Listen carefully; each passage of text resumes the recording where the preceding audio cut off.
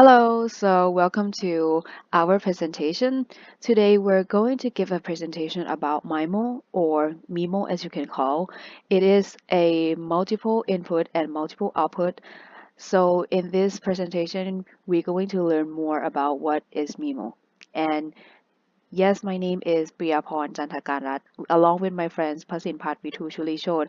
We are both from Section 450 and we are present this presentation to Associate Professor Mongkol Laksa Pasharawong. For the overview, today we're going to talk about first one is the introduction, the second one is history and development, the third is basics of Mimo, the fourth is function, fifth is the form, sixth is the massive Mimo, and the last one is application. Let's first talk about the introductions of Mimo. So what is Mimo? So in 2007, we started using Mimo. So you can pronounce as Mimo or Mimo technology. It's shortened for multiple input, and multiple output. And so what is Mimo? So to describe it as the easiest term, Mimo is actually a radio communication technology, or the RF, that is being used in many new technology these days. So the idea of Mimo is that it uses multiple transmitter antennas to send the signal, like the many signal at a time simultaneously, and also the receiver need to have multiple antenna to receive this multiple signal. And the good things about MIMO is that it will help with increasing the link capacity, spectral efficiency, and also the link reliability. Next is MIMO development and history. So actually the earliest research is way back during the 1970s, but the research paper is about the multi-channel digital transmission system and interference, or the crosstalk. The crosstalk. So it's not actually about MIMO directly, I mean, but it's helped lead to like the future generation of MIMO technology. So with two of the smart idea of Professor Swami Pauraj on the left side of the picture, and Thomas Khalid, the right person on the picture. So I'm sorry if I pronounce the name wrong, but they are the one who will play a very big role in MIMO because they proposed the idea to use the spatial multiplexing, which is the SDMA based inverse multiplexing technique, and it's a very important technique in terms of MIMO, and you will see in the next slide. Basic idea of MIMO is that we have to first talk about the problem. So when you transmit any signal, the channel could be affected by the fading, right? If you transmit along in a very, very long distance, then it will result into fading, and this will impact the signal to noise ratio. So that means it will also impact the error rate, and then to encounter this problem, the principle of diversity is introduced. So yes, and we will talk about them. So okay, so for the first diversity is the time diversity. That means you use different time. Example, you can use different time slot or channel coding. For the second one is the frequency diversity. So you use different frequency. And for the third one is the space diversity. So you use antenna located in different position. For the next one is the two main formats of MIMO. So as you can see from the first one, MIMO with diversity. This help with improved reliability. This help with improving the reliability. So as you can see from the picture, the 101 signal is sent over to the transmit antennas, but for MIMO that use spatial multiplexing, it will help with increase the data rate. So it means that you will have more data capacity to utilize the different part. So as you can see, 101 is separated into three transmitted antenna. So the first one send 1, and the second one sends just only 0, and the third one sends just only 1. So the function of MIMO is subdivided into three categories. The first one is pre-coding, the second one is the spatial multiplexing or SM, and the third one is the diversity coding. Let's first start with pre-coding. So in the later slide, I will describe both pre-coding and spatial multiplexing as the animation video, but I will just give you like a brief explanation on what is pre-coding. Uh, Pre-coding is actually a multi-stream beamforming, so in the narrowest definition. So you guys might be confusing by the terms, but actually it's mean that all spatial processing that occurred at the transmitter. Just take a note that uh, this pre-coding used the technique called beamforming by sending the same signal with appropriate phase to the receiver. And the good things about precoding is that it increased the received signal gain and also reduced the multipath fading effect. So this technique requires the knowledge of channel state information CSI at the transmitter. So in the later slide, I will explain more about channel state information. And so for the next one is the spatial multiplexing or DSM. So the spatial multiplexing or DSM is it's require Mimo antenna configurations, meaning that the high rate signal will be split into the lower rate signal. So each of the signal that transmitted from a different antenna will have the same frequency channel. So as you can see, like the first transmit antenna transmit the signal to the receiver 1, 2, and 3, and it needs to have the same frequency channel. So this technique also uses the channel state information so that they are able to separate the received signal. And this technique is a very good technique because it helps to increase channel capacity at a higher signal to noise ratio. So this technique can be used with CSI or without the CSI. And and spatial multiplexing can be used for simultaneously transmission to multiple receiver, known as what we learned in data communication 1, which is the space division multiple access and multiple user MIMO. So in the next slide, I will explain more about the multiple user MIMO. So this is a very interesting video explaining about multi-user Mimo. So I will list the link of the video down for reference. So if you wanted to learn more about this, you can uh, watch the videos. But I will just explain some of the idea that I have talked about in the PowerPoint for a better visualization. So multi-user Mimo um, is or short for MU-MIMO. It's isolate the traffic for each subscriber, so allowing them to receive and transmit multi-subscriber. So as you can see, there is a 7-color beam representing each subscriber.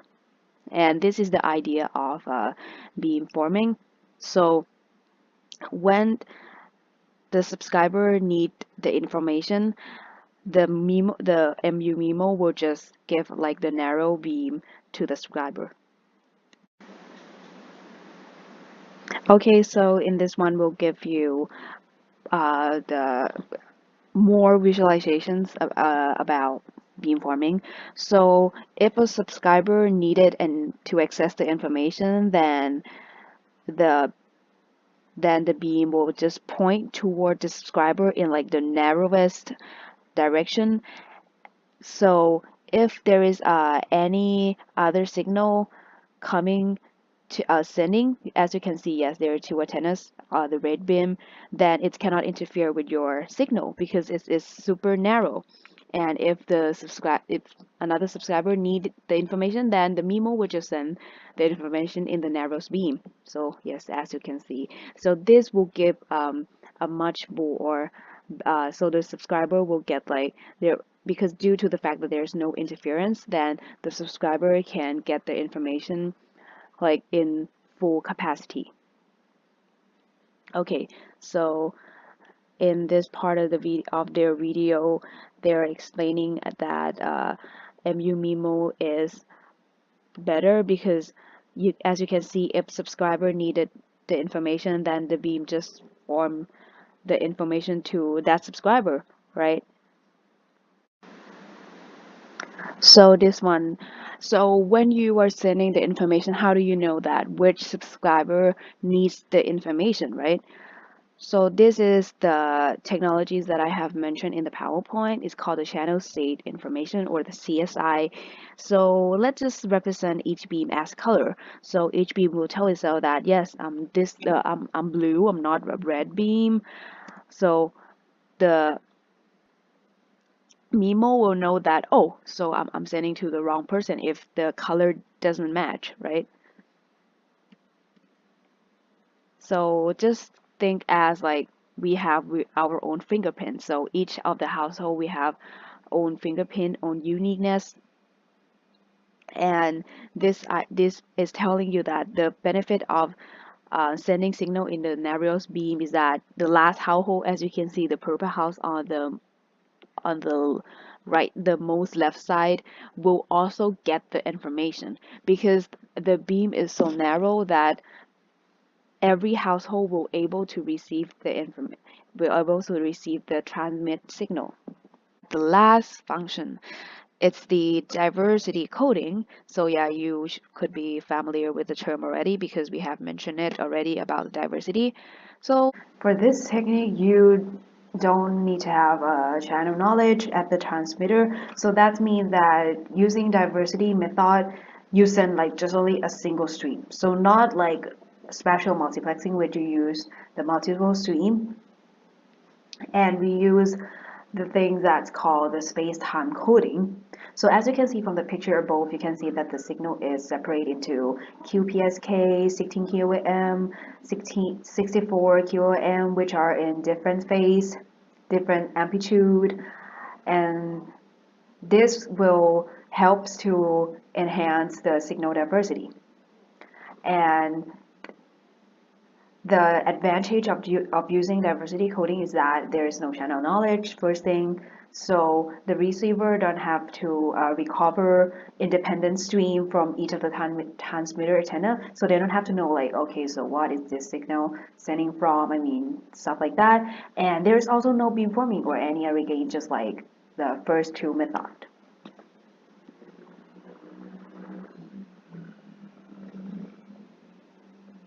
Mimo format. Mimo have different form of antenna technology, refer to single or multiple input and output. These are related to radio link. In this way, the input pass through the transmitter into the cable or signal path and go to the receiver in the output format. It will output as wireless connection. There are different forms of single multiple antenna link are defined as below. Understanding of the connection with radio and Mimo, which these should have one input and one output. This format will be the most effective with radio channel, with one transmitter antenna and one receiver antenna. There will be no variety and any additional process. Simo, or one input format multiply output of Mimo is up when have one transmitter, but have many the receiver antenna.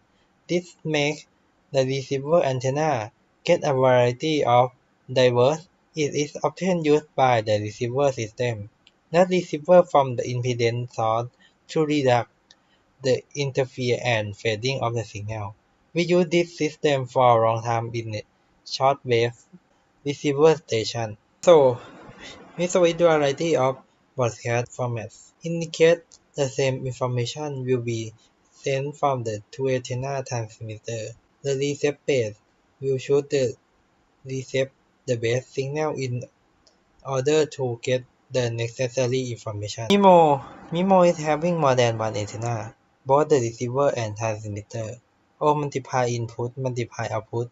Mimo allows for better signal reception and better data. So for the applications of Mimo, so as you can see, I included several pictures in this slide, and let's talk about the first one, the upper left corner, the 802.16. So As you can see that the IEEE 802.16e standard is using the Mimo OFDMA.